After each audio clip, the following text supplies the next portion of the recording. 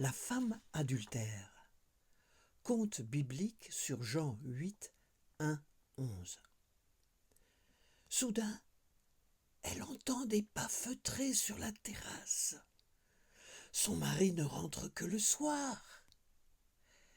Des hommes, discrètement, entrent dans sa chambre, la saisissent par les bras, la sortent du lit où son amant fait encore la sieste, et en silence l'emmènent en vêtements légers sous la canicule à la synagogue.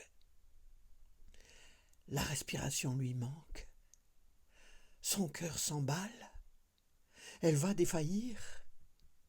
Ils la tiennent debout avec puissance et la poussent brutalement jusqu'au milieu du cercle des anciens qui entourent Jésus, ce rabbi qui, disent-ils, va trop loin et les met au défi d'accomplir la loi de Moïse. On va voir. Que fait-il ? Il écrit sur le marbre du sol, comme pour leur rappeler les tables de la loi dictées par son père. Elle n'y comprend rien, eux non plus. Tous ces juges se sont arrêtés de débattre de la loi, observe-t-elle. La loi. Moïse nous a prescrit de lapider ces femmes-là, et toi, qu'en dis-tu ? Qu'elles s'accomplissent donc ici, pense-t-il. Mais lui, le rabbi, dessine des lettres sur le sol. A, Do, Nai. Avec son doigt, tandis qu'elle, la femme, prise en flagrant délit adultère, qu'ils sont allés chercher pour le défier, tremble à ses pieds, effondrée, terrorisée, objet de colère et de haine masculine. Ils étaient deux pourtant, comme Adam et Ève au paradis. Pourquoi elle ? Tête baissée, elle pleure. Dans cette attente silencieuse qui s'éternise, ses sanglots percent leurs oreilles.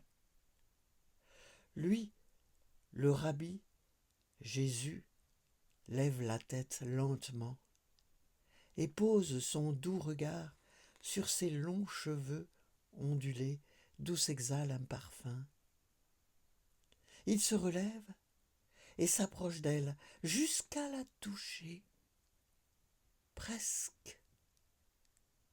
Le tribunal s'est écarté pour les encercler tous les deux, la femme adultère et Jésus, les deux accusés par les pharisiens et les scribes. Tous se taisent. La menace pèse lourdement. Jésus tourne la tête et silencieusement promène son regard sur le cercle et sur chacun des accusateurs avec insistance. Tous comprennent. Et la femme voit un premier, puis un deuxième, un troisième ancien quitter le groupe des juges. Jésus lui fait signe de se relever. Elle attend son jugement, implore des mains sa pitié, sans mot dire. Silence. Il parle, enfin. Va. Ne pêche plus. Et il lui montre la liberté d'un doigt tendu. Est-ce possible ? Se dit-elle. Il ne me condamne pas. Elle est libérée, libre d'aller, de choisir entre le bien et le mal, en toute conscience, avec autrui, en l'imitant, l'accusateur de tous les frères étant repoussé. La vie divine pour elle commence ici, maintenant. Alléluia.